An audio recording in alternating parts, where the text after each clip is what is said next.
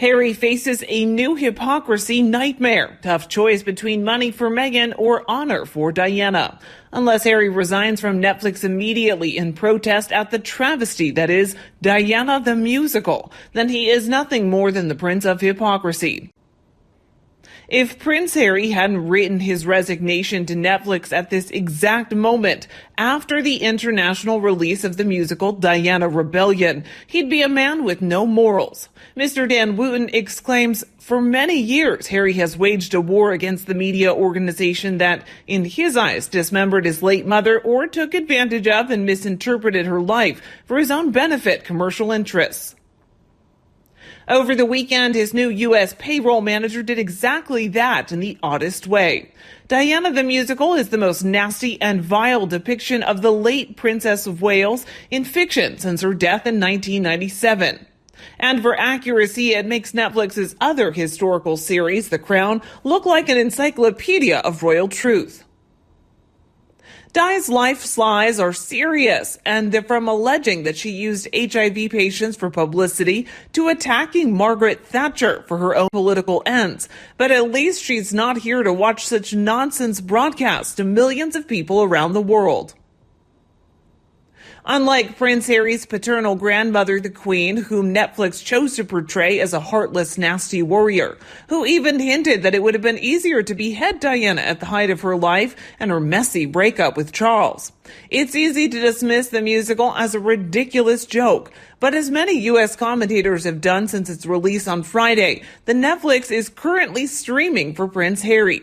If he hadn't voiced his objection to such gruesome depiction of his mother, he would tacitly be endorsing it. He is brainwashed by the grifter. She will do anything to hang on to Diana at any cost. She's a vulture who is morally bankrupt. Just look at how she treats her own family and made sure that Harry severed ties with his.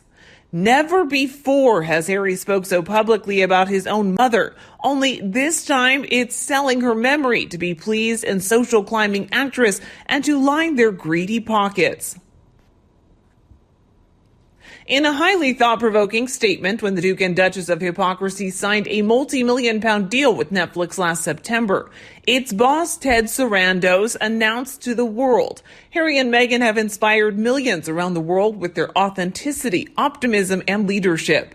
How on earth can Harry and Meghan be called optimistic? They live in the past and are constantly moaning about how badly they've been treated by absolutely every single person in the world. He worked with a producer of the Oprah interview who had posted pictures of his dying mother in a documentary that she did. Only cares about using his mother's memory to get attention and make money. His associations show he doesn't care for her. And for him to resign in disgust at this would involve him having integrity, decency, empathy for his grandmother, and being a man. Harry fails on all accounts. There's certainly nothing about Diana the musical that informs or enhances understanding or even truth of such an iconic character. Quite the opposite, in fact. Over the course of 117 minutes, this American piece completely disappears from Diana's legacy.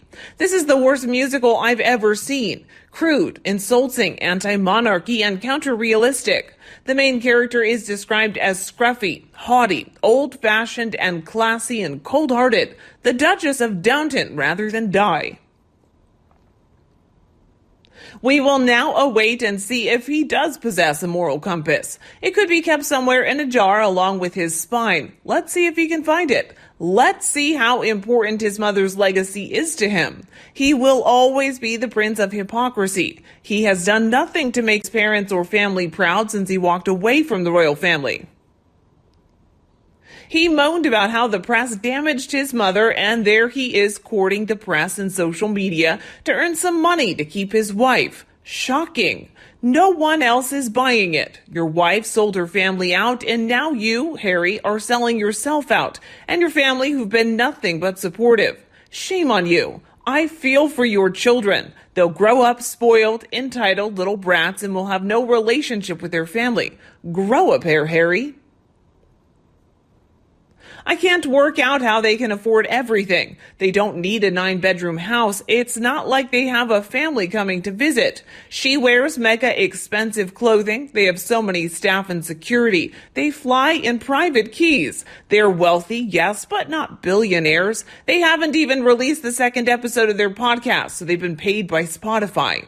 He does what he is told. That's what he thinks he's told, and says what he's told. He is an utter disgrace. Meanwhile, it's no surprise that the British-born, British-raised actress plays her Gianna de Waal 3 years older than her Diana when she died. Without Diana's hurt or heart or spirit, that's the real reason billions of people around the world love her. Instead, she dismissed as a pop-loving airhead with a teenage girl's taste in music. Drippy Charles and Camilla managed to make a relatively easy ride. In fact, Diana was much more troubled about her love affair with tied-up James Hewitt, who stripped naked on a mechanical bull and sang, "All you need is a man on a bull. Horses, I can take you out." The Queen, who is for some reason set up as the film's villain, has been constantly frustrated by historical inaccuracies. It accused the king, played by American Judy Kaye, of pressuring Charles to marry Diana, even though her son has declared his love for Camilla right in front of her. After Charles confessed to having an affair on TV with Jonathan Dimbley, she was grumpy and moaned, "My son is talking to cinema, talking to his soul, while his wife is up in town dressed as the cake." In a later conversation with Diana, the Queen told her, "In the old days, we would cut off your head and dispose of it. Sometimes I miss the old days." There's no reason to object to the truth when it comes to Diana's life story, since there's already a recording of her for Andrew Morton's blockbuster 1992 biography. I'm not faced with this concept and truly believe there will be a Spectator Evita-style musical about Diana's life as a permanent West End one day. It will obviously take the work of British legends like Andrew Lloyd Webber and Tim Rice to do justice to such a complex and important story. The Netflix version of Diana, the musical, was clearly written by Americans, keyboard player David Bryan and Broadway writer Joe Pietro, and turns Di's life into a lewd sideshow and the true love story between Charles and Camilla. It shows her passion for charity projects simply to attract positive media coverage. For example, there's no mention of her game-changing public campaigns about bulimia and landmines. For her sons, Prince William and Harry, there couldn't be a worse portrait of their beloved mother.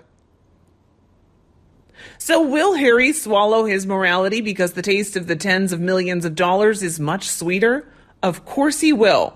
The moment the Sussexes traded a regal life to focus on the ability to work unimpeded for good reasons in exchange for big Hollywood moguls, their priorities became clear. I can understand their acceptance of the crown to some extent.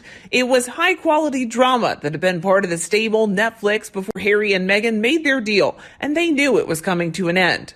But the purchase and the airing of the musical, a Broadway show, since Harry and Meghan signed on, makes it clear that Netflix has no standards when it comes to cashing based on inaccuracies of the royal family. What we do know now is that Harry will only exercise his right to try and protect his mother's memory if it suits his political ends. So when it comes to attacking the UK's evil tabloids and journalists like myself who revel in inconvenient truths about the Sussexes, he will do whatever he can to speak publicly in the most positive terms, to take unnecessary legal action, and to try and influence the public's mood against the media. But if it's an American wake-up media company, the kind staffed by his extremely wealthy friends in California, speaking out is indisputable. But I will retract that comment if he announces his resignation from Netflix next week. But trust me, he's completely incapable of acting with class and morality. He's incapable of seeing such a move to resign from Netflix would actually lend him a little bit of credibility to back up his words. He's incapable of seeing reality.